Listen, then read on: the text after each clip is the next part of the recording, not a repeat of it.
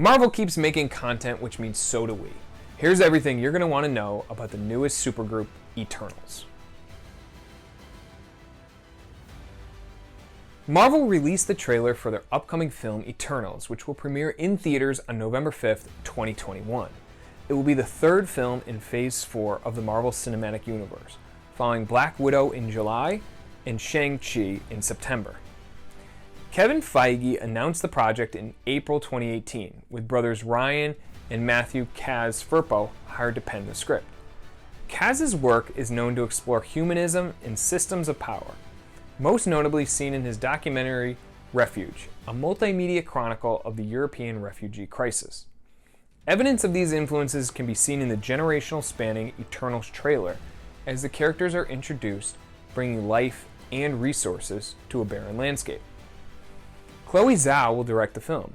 Zhao most recently won the Oscar for her film Nomadland, which follows Frances McDormand after she lost everything in the Great Recession and sets out across America. Zhao has also directed Songs My Brother Taught Me and The Rider, which won the Art Cinema Award at the Cannes Film Festival. Kevin Feige called Zhao's pitch for the Eternals the best pitch he'd ever heard.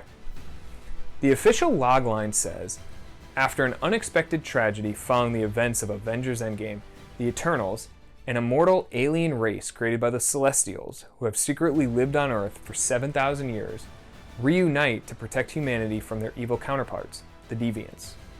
Feige described the film as a very big, sweeping, multi-millennial spanning story. Eternals stars Gemma Chan as lead character Cersei. Chan returns to the MCU following her appearances as Kree warrior Minerva in Captain Marvel.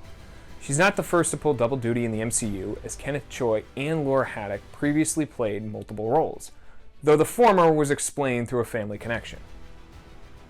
Chan is joined by Game of Thrones stars Richard Madden and Kit Harington as Eternals leader Ikaris and Dane Whitman, aka the Black Knight, respectively.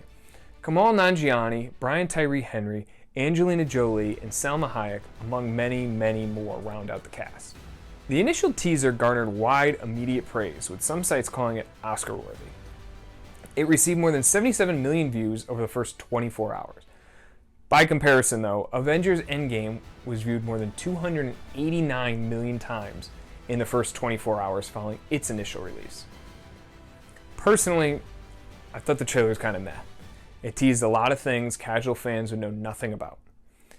Now, Eternals is in a tough spot, premiering between September's super fun-looking Shang-Chi and December's overhyped Spider-Man No Way Home. The high-concept, time-spanning story may ultimately hurt what could be a very cool film. But that's just my thoughts. Let me know in the comments what you thought about the teaser. Did you like it? Are you still hyped, or are you going in with tempered expectations now? Like all the films in the MCU, Eternals draws inspiration from comic books. To understand the comic books, you first need to understand the stories creator Jack Kirby was telling. Kirby was one of the architects of the original Marvel Comics universe, first creating Captain America with Joe Simon in the 1940s, and co-creating many of your favorite superheroes during the Silver Age in the 1960s. It started with the exploration of galactic forces and family dynamics in the pages of Fantastic Four, and then expanded the epic world of Asgard in the Thor backup stories, Tales of Asgard.